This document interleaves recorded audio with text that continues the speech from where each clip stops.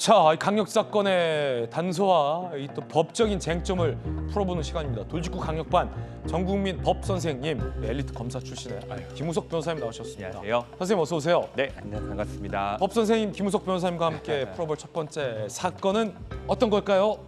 이겁니다. 저는요 진짜 깜짝 놀랐는데 네. 방금 우리 배움 기자의 리포트 보셨던 것처럼 80m 높이의 거대한 풍력 발전기가 이렇게 종이장처럼 도로를 덮친 겁니다. 이거 어쩌다 이렇게 된 걸까요? 함께 보시죠. 80m 높이. 와, 풍력 발전기. 준공 20년 이상 기종. 지난해 6월에 안전진단도 받았던 거예요. 기둥이 접혔어요. 저렇게 접히면 안 되는데 도로를 덮쳤습니다. 순간 풍속 초속도 12.4m. 그러니까 가동 중지 기준에도 못 미쳤다는 겁니다.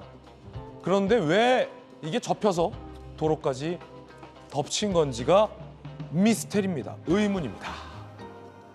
변호사님, 네, 안전검사 때는 괜찮았나 보죠? 뭐 그런 것 같습니다. 네. 네, 이게 안전 진단이라는 게 저희가 이제 뭐 검사 시절에 청와대에 잠깐 근무했었던 적이 있었는데 네.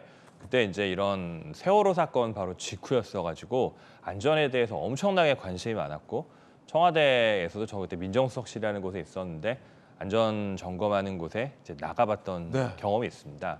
근데 이제 이게 나가 보면 안전 점검하고 안전 진단할 구조물들이 정말 많아요. 많아요. 엄청나게 많고 이거를 언제 해야 되는지 그리고 점검이 과연 제대로 될지 이런 이슈가 사실 있습니다. 그렇죠. 이게 보면 정밀 진단을 해야 될 때랑 그냥 대충 눈으로 볼 때랑 이렇게 되게 여러 가지가 있는데 이게 솔직히 이제 약간 인적, 물적 역량의 한계 이런 게 좀 있는 것 같아요. 이렇게 얼핏 보면 괜찮은 것 같은데 미처 체크하지 못한 부분들이 사실 생기는 거거든요. 근데 그럴 때 이제 뭐 자, 정밀 진단해야 될 때는 진짜 제대로 정밀 진단을 해야 되는데 그냥 막 지나가듯이 지나가는 경우가 종종 있는 것 같아요. 예. 이게 이런 게 좀 아쉽고 이게 또 한편 생각해 보면 뭐 멀쩡했는데 갑자기 나빠질 수도 뭐 물론 있긴 있겠죠. 그런데 이게 뭐 정밀 진단한 지 얼마 안 되는데 이런 일이 생긴다 이게 약간 좀 이상하고 그렇군요. 진단 제대로 되는지 이건 좀 제대로 봐야 될 것 같습니다. 진단을 과연 얼마나 제대로 했는지를